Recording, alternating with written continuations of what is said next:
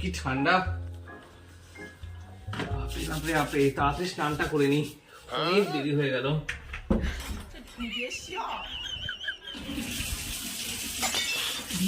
বাপরে বাপরে কি ঠান্ডা জল।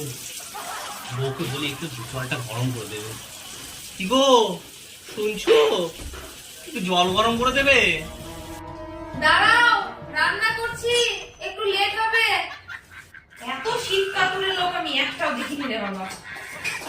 এ নাও তোমার গরম জলটা নাও, আমার অনেক রান্না বাকি আছে, তাড়াতাড়ি নাও তাড়াতাড়ি নাও।